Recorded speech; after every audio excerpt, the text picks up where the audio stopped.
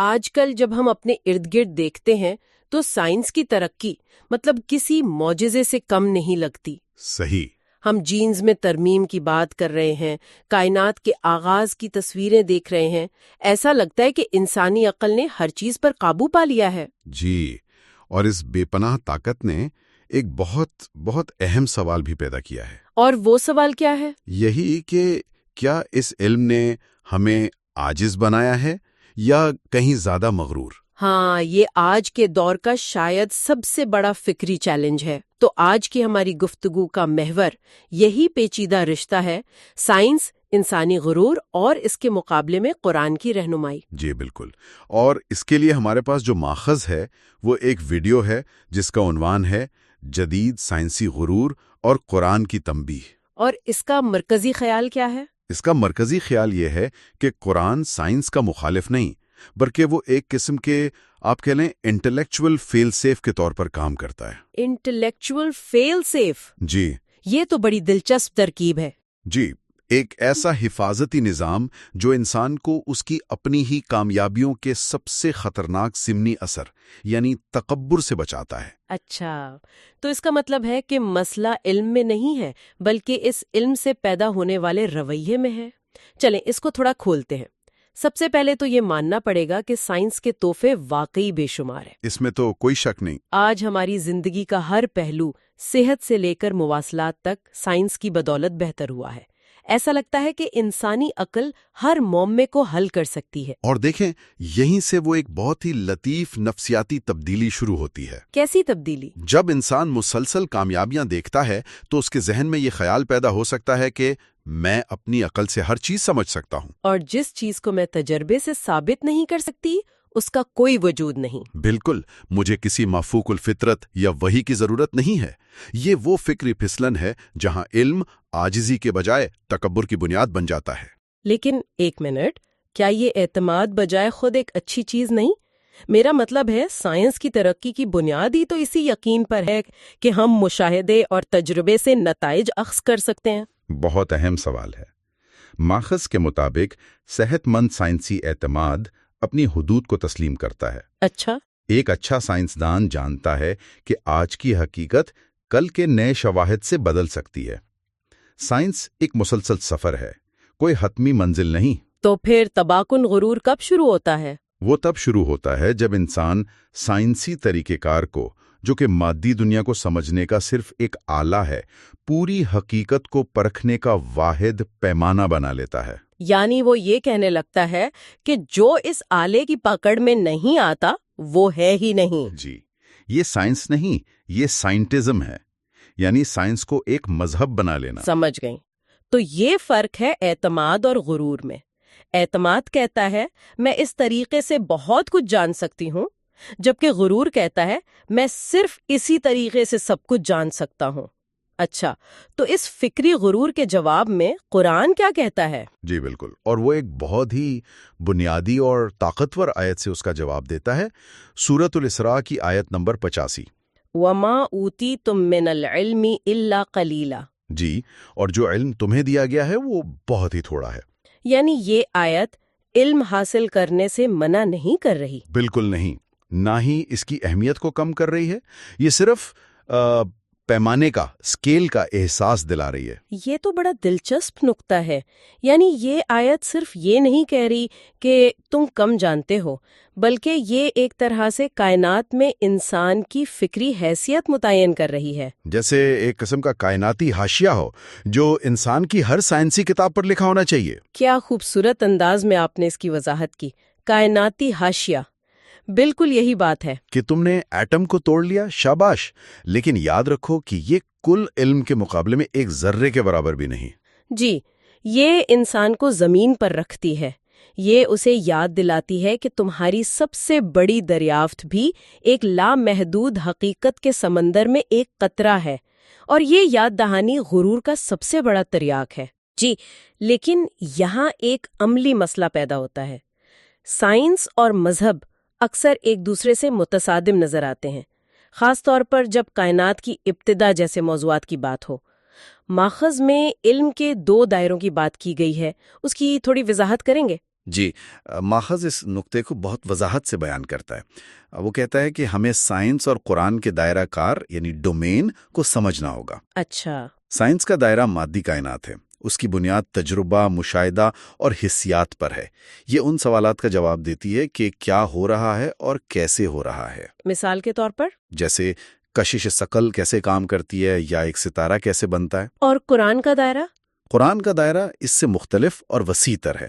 وہ اخلاقیات، زندگی کا مقصد، روحانیت، غیب کی حقیقت، ان سوالات سے بحث کرتا ہے۔ وہ یہ بتاتا ہے کہ انسان کو اپنی زندگی کیوں اور کس مقصد کے لیے گزارنی چاہیے۔ یعنی سائنس آپ کو ایٹم بم بنانے کا طریقہ بتا سکتی ہے؟ بالکل، لیکن قرآن آپ کو بتائے گا کہ اسے انسانوں پر گرانا اخلاقی طور پر صحیح ہے یا غلط۔ سائنس ایک طاقتور آلہ ہے، قرآن اس آلے کو استعمال کرنے کا ہدایت نامہ ہے۔ یہ علیحدگی نظریاتی طور پر تو سمجھ آتی ہے، لیکن عملی طور پر کیا یہ اتنی آسان ہے؟ جب سائنس کہتی ہے کہ کائنات بگ بینگ سے شروع ہوئی، تو یہ ایک کیسے کا جواب ہے جو بہت سے لوگوں کے روایتی کیوں سے ٹکراتا ہے۔ دیکھیں، ماخذ کا نقطہ نظر یہ ہے کہ ٹکراؤ تب ہوتا ہے جب ہم ایک دائرے کے اصول دوسرے پر زبردستی لاگو کرتے ہیں۔ اچھا، مسئلہ یہ نہیں کہ سائنس بگ بینگ کی بات کرتی ہے، مسئلہ تب ہوتا ہے جب کوئی سائنسدان کہتا ہے کہ چونکہ کائنات بگ بینگ سے شروع ہوئی اس لیے خدا کا کوئی وجود نہیں۔ یہ اس نے اپنے دائرے سے باہر نکل کر ایک فلسفیانہ دعویٰ کر دیا۔ جی، یہ سائنسی دعویٰ نہیں ہے۔ اسی طرح مسئلہ تب ہوتا ہے جب کوئی مذہبی شخص کہتا ہے کہ چونکہ میری کتاب میں تخلیق کا ذکر اس سے ہے اس لیے میں بگ بینگ کے تمام ثبوتوں کو رد کرتا ہوں۔ یہ دونوں رویے غلط ہیں۔ تو وہ ایک دوسرے کے مخالف نہیں بلکہ ایک دوسرے کو مکمل کرتے ہیں۔ بالکل، ایک بتاتا ہے کہ مادی تخلیق کا میکانزم کیا تھا، دوسرا بتاتا ہے کہ اس تخلیق کا مقصد کیا ہے اور اس کے پیچھے کون سی ہستی ہے۔ گویا اصل مسئلہ علم کا نہیں بلکہ علم کی تشریح کا ہے، اور اس تشریح میں اپنی حدود سے تجاوز کرنے کا ہے۔ تاریخ میں بھی تو ہمیں ایسی مثالیں ملتی ہیں۔ ماخذ میں ابن نفیس کا ذکر ہے۔ جی، ابن نفیس کی مثال بہت اہم ہے۔ انہوں نے دوران خون کا نظام دریافت کیا جو کہ ایک خالص سائنسی دریافت تھی، لیکن وہ ایک بہت بڑے عالم دین بھی تھے۔ ان کے لیے سائنس اور ایمان میں کوئی تضاد نہیں تھا۔ ان کے لیے کائنات کا مطالعہ دراصل اللہ کی کاریگری کا مطالعہ تھا۔ بالکل، اسی طرح ماخذ میں گیلیلیو جیسے ناموں کا بھی ذکر ہے۔ مسئلہ یہ نہیں کہ انہوں نے عقل استعمال کی، مسئلہ تب پیدا ہوتا ہے جب انسان اپنی محدود عقل کو ہی حتمی سچائی کا پیمانہ بنا لیتا ہے۔ لیکن اگر ہم گیلیلیو کی ہی بات کریں تو ماخذ تو سائنسی غرور پر بات کر رہا ہے، مگر کیا یہ بھی حقیقت نہیں کہ تاریخ میں مذہبی اداروں نے بھی بے پناہ تکبر کا مظاہرہ کیا؟ گیلیلیو کو سزا تو چرچ نے دی تھی۔ یہ ایک بہت ہی منصفانہ نکتہ ہے، اور اگرچہ ماخذ کا مرکزی موضوع جدید سائنسی غرور ہے، لیکن اس کا اصولی تجزیہ یہ تسلیم کرتا ہے کہ تکبر کسی بھی شکل میں آ سکتا ہے، علم کا، طاقت کا یا مذہب کا۔ تو پھر جدید سائنسی غرور میں منفرد کیا ہے؟ وہ اس لیے منفرد ہے کہ یہ پہلی بار انسانی تاریخ میں اس دعوے کے ساتھ آیا ہے کہ اس کے پاس حقیقت کو سمجھنے کا واحد معروضی یعنی آبجیکٹو طریقہ ہے۔ پرانے وقتوں کا مذہبی تکبر پھر بھی غیب کو تسلیم کرتا تھا، جبکہ جدید سائنسی تکبر سرے سے اس کے وجود کا ہی انکار کر دیتا ہے۔ یہ اس لحاظ سے زیادہ خطرناک ہے۔ میں سمجھ رہی ہوں، یعنی یہ مسئلہ صرف تکبر کا نہیں بلکہ حقیقت کے دائرے کو ہی محدود کر دینے کا ہے، اور جب انسان اس ذہنی کیفیت میں پہنچ جاتا ہے تو اس کے روحانی اثرات کیا ہوتے ہیں؟ میرے خیال میں ماخذ میں ایک اور قرآنی آیت کا حوالہ بھی ہے۔ جی، اور وہ اس کیفیت کی تشخیص کرتی ہے سورۃ المطففین کی آیت نمبر 14، کلا بل رانا علی قلوبہم ما کانوا یکسبون۔ ہرگز نہیں، بلکہ ان کے دلوں پر ان کے اعمال کا زنگ چڑھ گیا ہے۔ جی، قرآن یہاں ران کا لفظ استعمال کرتا ہے۔ اس کا مطلب ہے وہ زنگ یا میل جو کسی چمکدار چیز پر آہستہ آہستہ جم جائے اور اس کی اصل روشنی ختم کر دے۔ اگر اس آیت کو جدید سائنسی غرور کے تناظر میں دیکھیں تو یہ تو بہت گہری بات ہے۔ اس کا مطلب ہے کہ علم جب عاجزی کے بغیر حاصل کیا جائے تو وہ دل پر ایک پردے کی طرح چھا جاتا ہے۔ بالکل، اس کو ایک جدید مثال سے سمجھتے ہیں۔ فرض کریں آپ کے پاس دنیا کا تیز ترین سپر کمپیوٹر ہے، لیکن آپ خود ہی اس پر ایک ایسا فائر وال لگا دیتے ہیں جو اسے سب سے اہم ڈیٹا، مقصد، اخلاق، روحانیات، ان معلومات تک پہنچنے سے روکتا ہے۔ تو کمپیوٹر کی صلاحیت میں کوئی کمی نہیں، مسئلہ اس فائر وال کا ہے جو آپ نے خود اپنے تکبر سے کھڑا کیا ہے۔ بالکل وہی بات۔ قرآن کے مطابق یہ تکبر دل پر زنگ کی طرح کام کرتا ہے۔ آپ کی عقل بہترین کام کر رہی ہوتی ہے، لیکن آپ کا دل ہدایت قبول کرنے کی صلاحیت کھو دیتا ہے۔ یعنی علم آپ کو روشن کرنے کے بجائے روحانی طور پر اندھا کر دیتا ہے۔ جی، یہ زنگ والی مثال بہت طاقتور ہے۔ تو اس ساری گفتگو کا خلاصہ کیا بنتا ہے؟ ایک طرف سائنس کی بے پناہ طاقت ہے اور دوسری طرف قرآن کی عاجزی کی تلقین۔ ان دونوں میں ہم آہنگی کیسے پیدا کی جائے؟ ہم آہنگی کی بنیاد اسی بات کو سمجھنے میں ہے کہ سائنس ایک بہترین خالق ہے لیکن بہت برا آقا ہے۔ اچھا، ماخذ کا نچوڑ یہ ہے کہ اگر سائنس کو انسانیت کی خدمت کے لیے استعمال کیا جائے اور اس کی رہنمائی اخلاقی اور روحانی اصولوں سے کی جائے تب یہ ایک نعمت ہے۔ جب سائنس کو یہ بتایا جائے کہ تمہارا کام مادی دنیا کو سمجھنا ہے لیکن زندگی کا مقصد بتانا تمہارا کام نہیں، تب توازن پیدا ہوتا ہے۔ اگر میں اس کو صحیح سمجھی ہوں تو ماخذ کا پورا استدلال یہ ہے کہ سائنس ایک بہت طاقتور انجن ہے لیکن اس کے ساتھ سٹیئرنگ ویل یا جی پی ایس نہیں آتا۔ بالکل، یہ ہمیں کہیں بھی لے جا سکتا ہے، یہاں تک کہ کسی کھائی میں بھی گرا سکتا ہے۔ تو اس نقطہ نظر سے قرآن وہ اخلاقی نیویگیشن سسٹم ہے جو اس انجن کو صحیح سمت میں رکھتا ہے۔ بالکل یہی بات ہے۔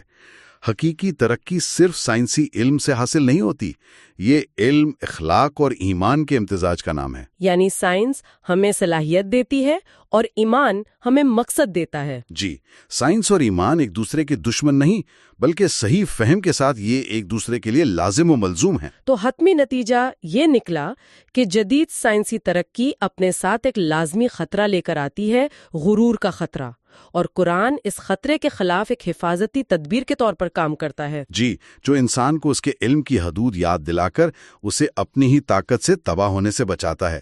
یہ واقعی ایک انٹلیکچوئل فیل سیف ہے۔ علم ایک روشنی ہے، لیکن اگر اس کے ساتھ عاجزی نہ ہو تو یہی روشنی انسان کو چکا چوند کر کے اندھا بھی کر سکتی ہے۔ آپ نے اس کا بہت خوبصورتی سے احاطہ کیا۔ قرآن بس اسی بات کو یقینی بناتا ہے کہ علم کی روشنی انسان کی بصیرت کو چھین نہ لے۔ یہ گفتگو واقعی سوچنے پر مجبور کرتی ہے۔ چلیں اس کو ایک آخری نقطے پر ختم کرتے ہیں، ایک ایسا سوال جو سننے والوں کے لیے غور و فکر کا سامان فراہم کرے۔ ضرور۔ اگر ہم یہ مان لیں کہ علم طاقت ہے اور آج انسانیت کے پاس تاریخ کی سب سے زیادہ طاقت ہے، تو کیا عاجزی کے بغیر یہ طاقت ہماری تعمیر سے زیادہ ہماری تباہی کا سبب نہیں بن رہی؟ اور اگر قرآن جیسا کوئی اخلاقی ڈھانچہ نہ ہو تو وہ کون سی چیز ہے جو اس بے پناہ طاقت کو صحیح سمت میں رکھ سکتی ہے تاکہ یہ انسانیت کے لیے رحمت بنے، زحمت نہیں؟